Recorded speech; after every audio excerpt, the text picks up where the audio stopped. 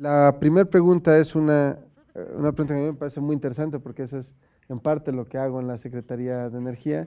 Ciertamente va a ser interesante escuchar sus respuestas.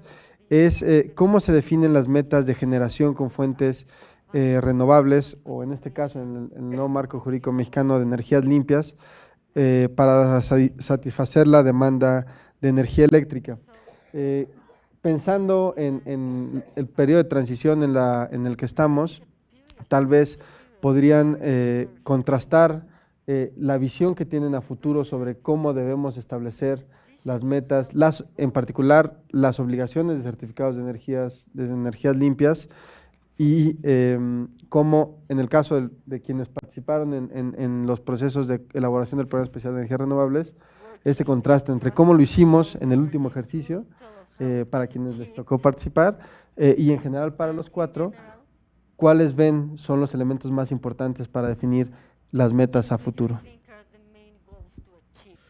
Bien, yo creo que para definir estas metas hay que tomar en cuenta una serie de condiciones que se han ido llenando en el tiempo, condiciones tales como el inventario nacional de recursos renovables que tiene el país, que es un elemento inicial de toma de decisiones. Pero tenemos ya una referencia legal de una meta muy ambiciosa, a mi modo de ver, a pesar que se dijo que la podíamos alcanzar muy fácil, de llegar a 35% de energías limpias en el 24. Yo creo que este conjunto de cuestiones deben de tomar en cuenta otros factores, por ejemplo, crecimiento de la demanda, por ejemplo, la red eléctrica, cómo va a operar la red eléctrica, cómo hacemos, cómo conjuntamos las necesidades de crecimiento de energías renovables con el desarrollo de la red eléctrica nacional. Otros elementos que juegan aquí también de manera importante son, por ejemplo, las redes eléctricas inteligentes. El trabajo inicial que se está haciendo es cómo nos va a ayudar la red eléctrica inteligente a incluir más renovables en el país. Es otro elemento que nos deja subir o bajar metas. Y viene otro elemento que no hay que soslayar, es el elemento de costo, el elemento, si queremos llegar a tarifas más bajas, debemos cuidar los costos, ¿no? No quiere decir que las renovables no deban entrar, no, ni mucho menos. Las renovables en muchos aspectos ya son competitivas, ya están realmente en el mercado, ya pueden competir con otras tecnologías. Creo que lo que hace falta es conjuntar todos estos elementos para poder fijar con mayor precisión cuáles son las metas alcanzables y deseables para el país. Nosotros actualmente estamos haciendo muchos talleres a nivel mundial dentro de la arena de la eficiencia de energía para establecer estos objetivos de la energía renovable. Entonces tenemos este enfoque teórico sobre cómo fomentar este proceso y ver cuáles son las capacidades de la red para absorber, cuál es el espacio disponible, cuáles son las restricciones con respecto de la planificación previa y ver este enfoque más teórico y establecer, como ustedes dijeron, los objetivos políticos que no están basados en un análisis científico. Pero ya ahora vemos que hay 944 países en el mundo que están luchando por las energías renovables y hay otros países que están viendo este tipo de negociaciones y por tanto hay ya una obligación para participar.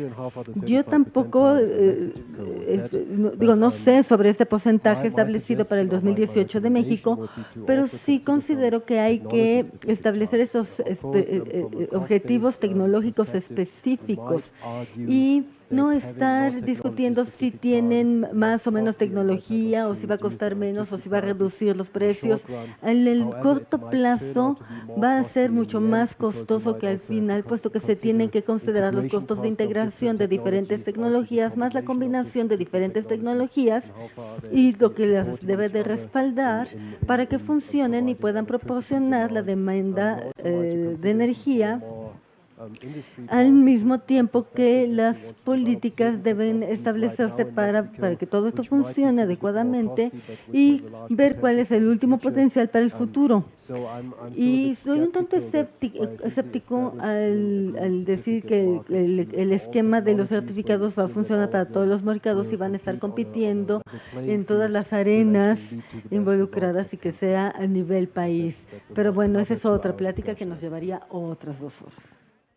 Bueno, el tema de metas, digamos, en mi opinión, es una consecuencia de una serie de análisis. Digamos, México es un país muy grande y muy diverso. Digamos, por ejemplo, el viento es una tecnología que se da muy bien en el estado de Oaxaca. Todas las hidroeléctricas están en el sureste del país. En el norte, a lo mejor la parte solar es idónea. Pero la capacidad de las redes de distribución varía de zona a zona. Y hay áreas del país que dependen de otras zonas. Digamos, por ejemplo, el área noroeste es un área totalmente importadora, mientras que el área oriental es una área exportadora de energía. Entonces, nosotros cuando hemos fijado metas en el Centro Mario Molina, hemos iniciado con una tabla de parámetros técnicos y parámetros económicos. Y esa tabla se ha preparado para definir qué es lo que cada tecnología puede hacer. Digamos, hay energías que pueden dar una generación permanente, o sea, carga base, y hay otras que por su propia naturaleza son intermitentes.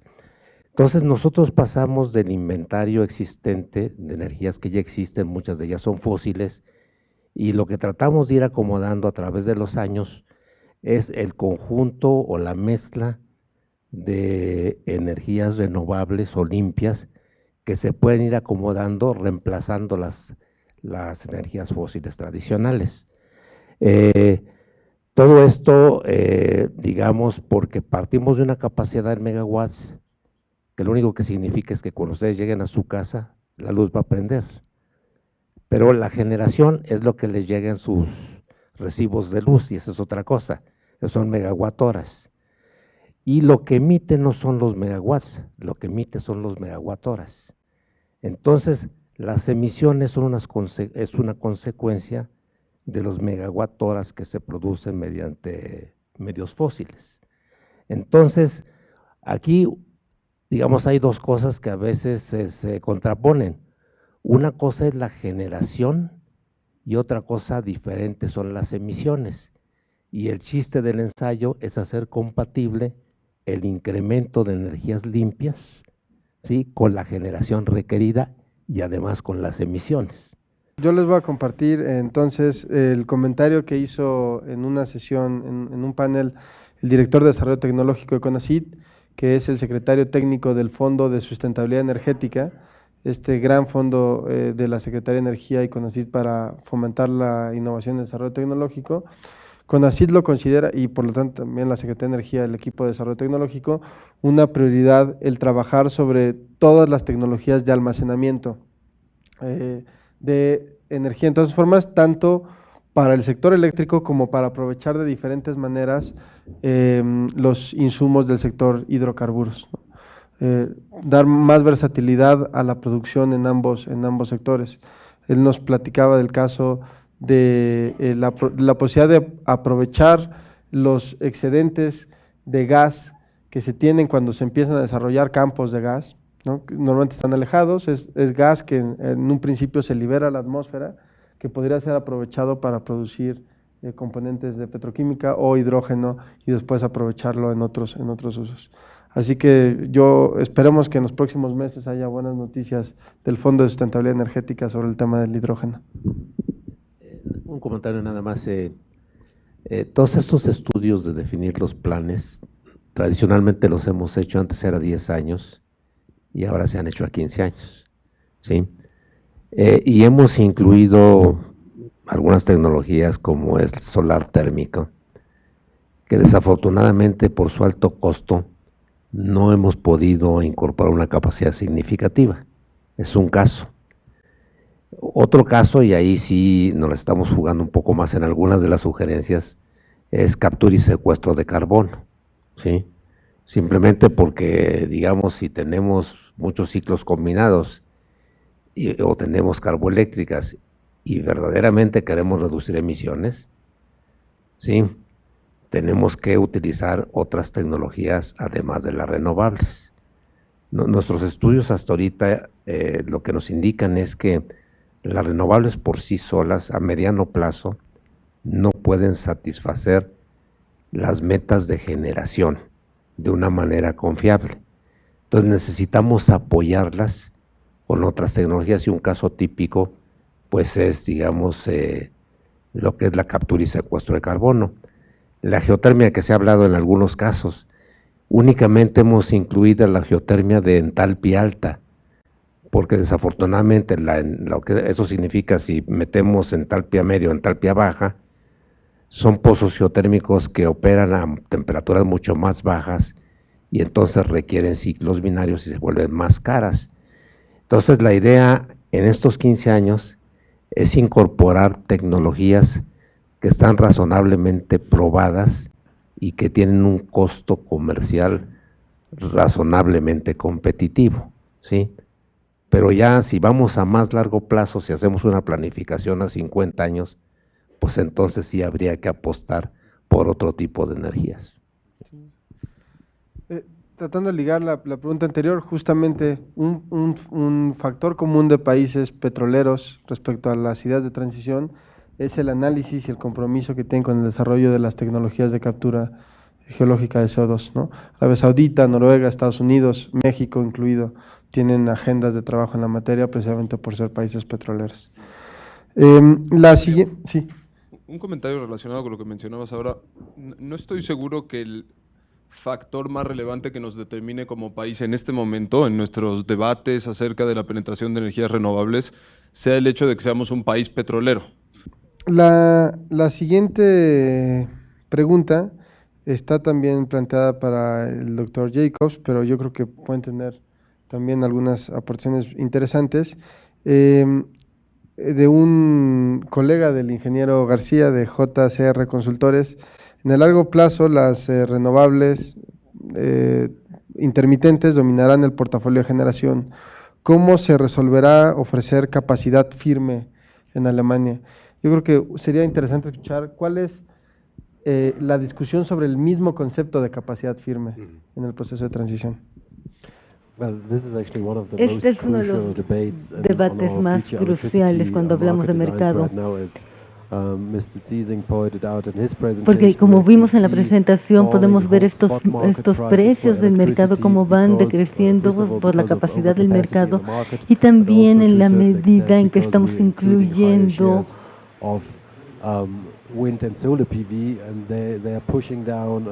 otras tecnologías que están empujando los precios hacia abajo porque están entrando tecnologías más caras y entonces estos debates están siendo muy álgidos para poder entender las capacidades de los mercados y cómo se produce la variación kilowatt hora y también en la macro respuesta y el abastecimiento. Digamos que es un debate muy intenso donde habrá algunas modificaciones para poder entender los diferentes mercados y poder detonar nuevas plantas generadoras y poder tener esta garantía y seguridad de las plantas generadoras en el futuro que sean más factibles y eficientes y generen ganancias para ellos y puedan cubrir sus capacidades. El secretario de Economía ya emitió un decreto la semana pasada donde en marzo vamos a tener que empezar con todas estas nuevas políticas para agrupar y tener todas estas disposiciones y que esto tenga lugar y poder diseñar un buen mercado para el futuro.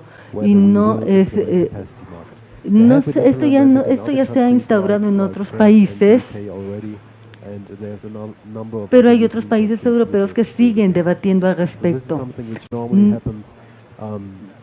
Esto es algo después, no está establecido si será en 5, 10, 15 años después de que se establezcan los parámetros del mercado, pero siempre habrá ese debate con respecto de lo que pasa en los Estados Unidos y sobre las necesidades y las inversiones para cubrir los volúmenes de la generación de las capacidades de generación de energía. Y de ahí tenemos que reflexionar cómo se va a construir estas nuevas tendencias. La legislación mexicana, la ley de industria eléctrica, es muy amplia en el tipo de instrumentos que van a poder desarrollarse respecto a incentivar este tipo de, la inversión no solamente en renovables, sino también en capacidad firme. Doctor Peraza, tal vez tendría algún comentario que compartir. Bueno, en el debate para la construcción del nuevo marco legal, uno de los temas muy relevantes fue si se requería o no se requería un mercado de capacidad. Se revisó la información disponible en muchos lados, por ejemplo en Texas ellos arrancaron la liberalización de su mercado sin un mercado de capacidad. Y lo que sabemos de nuestros amigos tejanos es de que en este momento, después de un buen número de años, están preocupados porque no están seguros de que en los próximos pocos años van a tener suficiente capacidad de generación y ya están repensando la idea de un mercado de capacidad. Yo creo que el mercado de capacidad, intuitivamente, esto es intuitivo, un mercado de capacidad le da al sector una seguridad de su futuro. El sector puede decir, cuento con esta capacidad instalada y tengo mecanismos para hacer crecer esa capacidad según lo requiere el país. Yo creo que ese es un atributo no menor que cuantificablemente es difícil de decir de qué estamos hablando, ¿no? Pero yo creo que nos debe dar seguridad de que no vamos a tomar riesgos que se han tomado en otros lugares.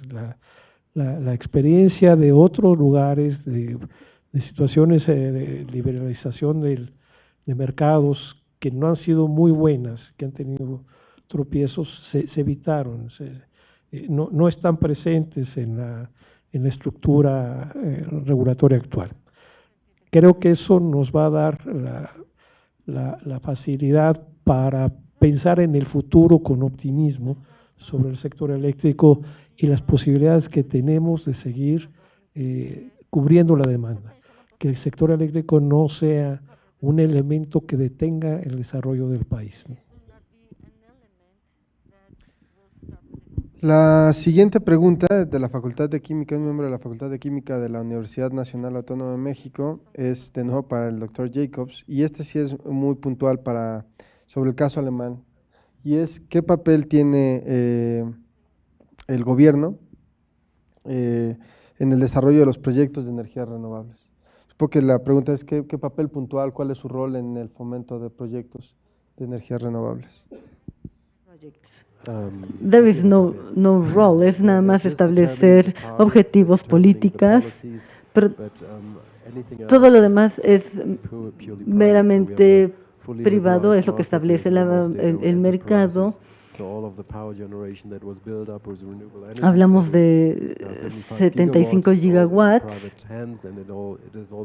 y se genera a partir de algún proyecto independiente que se desarrolla. Bueno, pues muy similar a la perspectiva que se tiene con la reforma energética en el país. Hay una última pregunta también de miembros del Instituto Politécnico Nacional que está dirigida para mí, pero yo trataré de enfocarla ahora sí para otros participantes.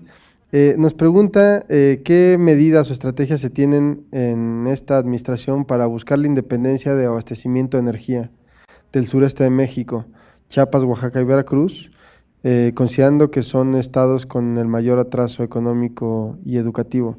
Antes de pasarles, de pedirles nos puedan hacer un comentario sobre esto, sí haré un comentario, y es que y es respecto a lo cual también me gustaría tener su opinión, que la intención o tal vez inclusive la virtud del mercado, ahora mercado eléctrico nacional, es que no hay necesidad de tener independencia en las regiones, y justamente se pueden aprovechar las virtudes de los recursos en diferentes regiones para el beneficio de todos, de todo el país.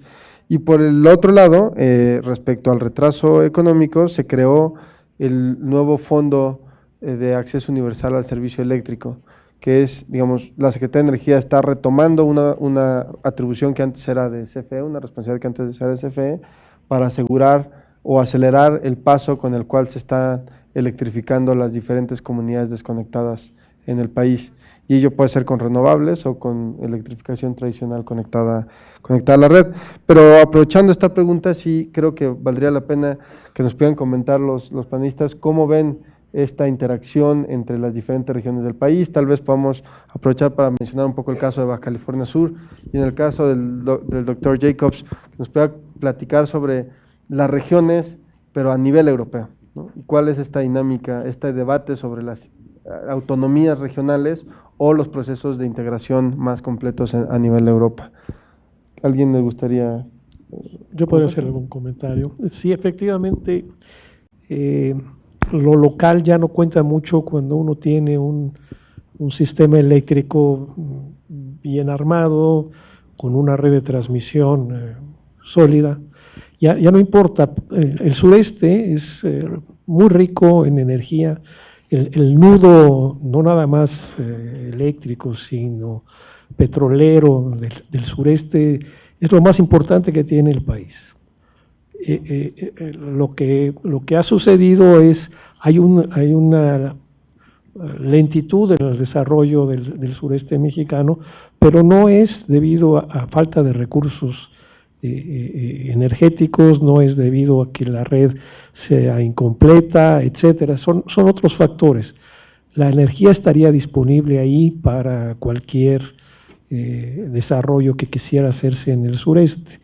Entonces yo creo que la óptica para apoyar al sureste es otra, no es tanto la parte de desarrollo eléctrico o desarrollo de hidrocarburos. Creo que va por otro lado.